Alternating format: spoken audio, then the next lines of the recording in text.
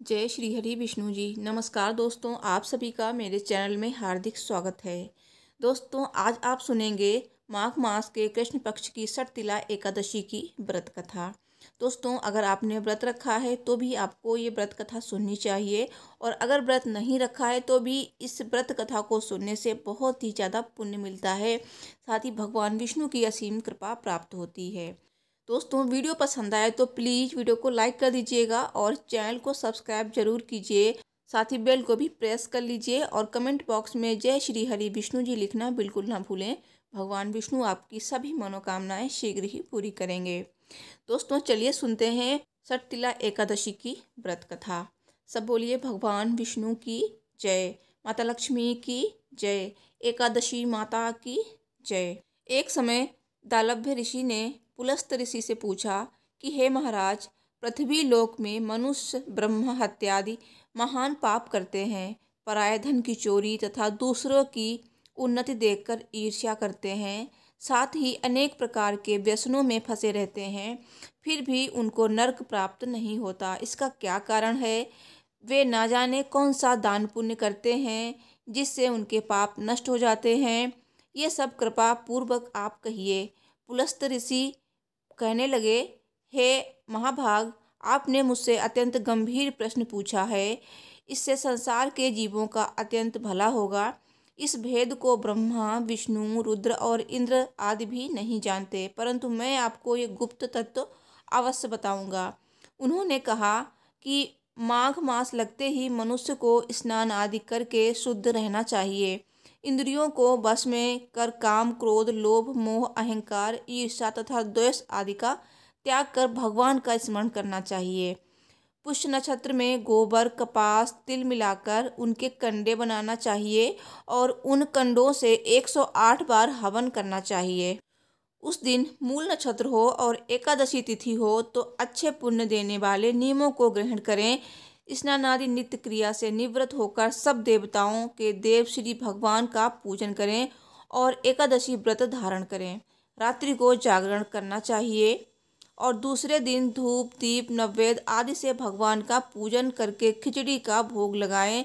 तत्पश्चात पेठा, नारियल, सीताफल या सुपारी का अर्घ देकर स्तुति करनी चाहिए।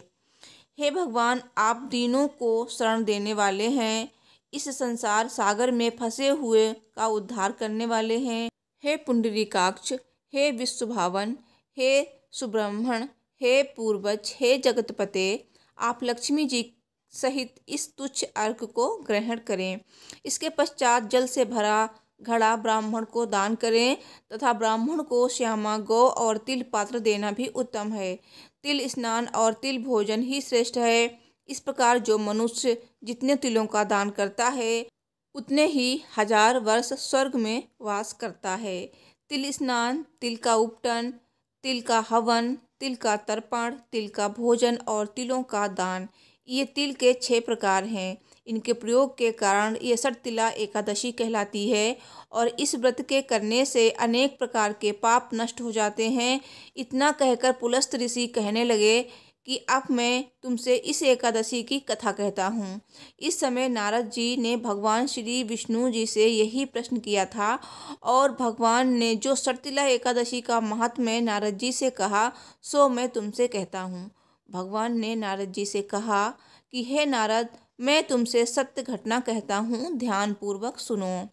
प्राचीन काल में मृत्युलोक में एक ब्राह्मणी रहती थी। वो सदैव व्रत किया करती थी। एक समय वो 1 मास तक व्रत करती रही। इससे उसका शरीर अत्यंत दुर्बल हो गया। यद्यपि वो अत्यंत बुद्धिमान थी, यद्यपि उसने कभी देवताओं या ब्राह्मणों के निमित्त अन्न या धन का दान नहीं किया था।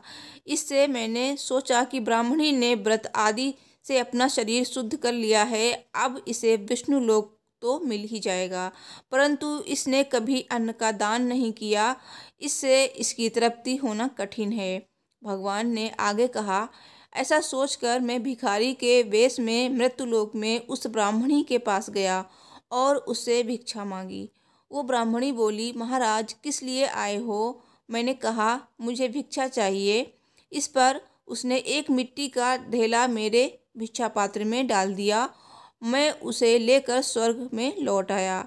कुछ समय बाद ब्राह्मणी भी शरीर त्याग कर स्वर्ग में आ गई, जहाँ पर उसे एक आम का पेड़ और एक कुटिया मिली जो धन धान्य से रहित थी। वो खाली कुटिया देखकर चिंतित हो गई। तब उसने पूछा कि उसने सभी व्रत विधि विधान से किए, फिर भी उसे खाली कुटिया और एक आम का पेड़ क्यों मिला। तब भगवान विष्णु ने कहा कि तुमने अपने जीवन काल में कभी भी किसी को अन्न या धन दान नहीं किया, इस कारण से तुम्हें ये दंड मिला है। फिर उसने श्रीहरि से क्षमा याचना कर मुक्ति का उपाय पूछा।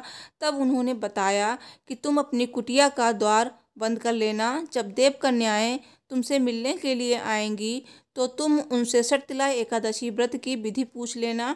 जब वे शर्तिला एकादशी व्रत की विधि बता दें तभी द्वार खोलना। उस ब्राह्मणी ने वैसा ही किया जैसा भगवान विष्णु ने बताया था। शर्तिला एकादशी व्रत की विधि जानने के बाद उसने वैसे ही शर्तिला एकादशी व्रत किया। व्रत की महिमा ऐसी हुई कि ब्राह्मणी अति सुंदर हो गई और उसकी कुटिया में रुपये पैसे की कोई कमी नहीं रही। सब बोलिए भगवान विष्णु जी की जय, माता लक्ष्मी की जय, माता एकादशी की जय। दोस्तों, अगर आपने रखा है शर्तिला एकादशी का व्रत, तो शर्तिला एकादशी का व्रत पारण कैसे करना चाहिए, कब करना चाहिए, क्या पारण का मुहूर्त रहेगा, तो ये सब आपको मेरी वीडियो में जानकारी मिल जाएगी। तो पारण की फुल वीडियो को देखने के लिए चैनल को जरूर सब्सक्राइब कर लीजिए और बेल को जरूर प्रेस कर लीजिए ताकि जब भी मैं वीडियो अपलोड करूं उसका नोटिफिकेशन आपको मिल जाए। दोस्तों, वीडियो को लाइक, चैनल को सब्सक्राइब कर दीजिए और कमेंट बॉक्स में जय श्री हरि विष्णु जी लिखना बिल्कुल ना भूलिए। तो मैं मिलती हूँ नेक्स्ट वीडियो में। Thanks for watching. हर हर महादेव। जय माता दी। जय श्री हरि विष्णु जी।